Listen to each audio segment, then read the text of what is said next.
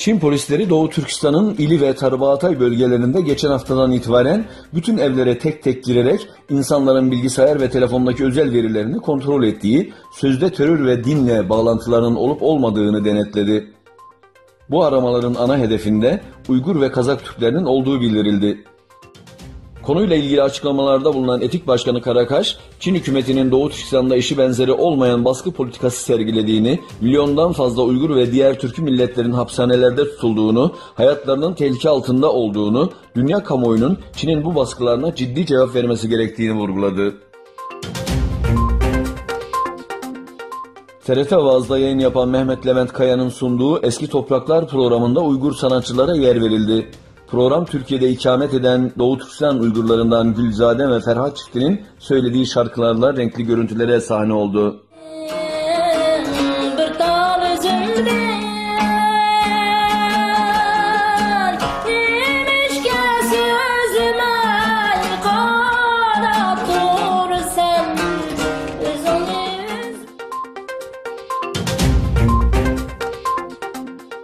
Kazakistan'ın Astana ve Şimkent şehirlerinde Çin'e toprak satışına karşı büyük protestolar gerçekleştirildi.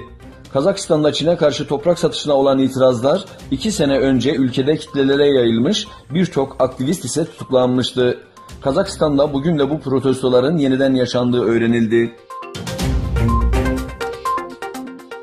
Amerika Birleşik Devletleri Dışişleri Bakanı Mike Pompeo, İran'a 12 maddeden oluşan ağır bir şartname sundu. Tahran yönetimine çağrıda bulunan Pompeo, ya bu şartları yerine getirirsiniz ya da tarihin en sert yaptırımlarına maruz kalırsınız dedi. Filistinliler işgal altındaki Batı Şeria'da bir organizasyona katılan ABD'li diplomatları onları taşıyan araca yumurta ve ayakkabı atarak protesto etti. Diplomatları taşıyan araca yumurta ve ayakkabı atan Filistinliler, Büyükelçiliğini Kudüs'e taşıyan ABD'nin diplomatlarını Filistin topraklarında istemediklerini dile getirdi. Doğu Türkistan'daki Müslümanlara oruç ve namazı yasaklayan Çin yeni bir skandala imza attı.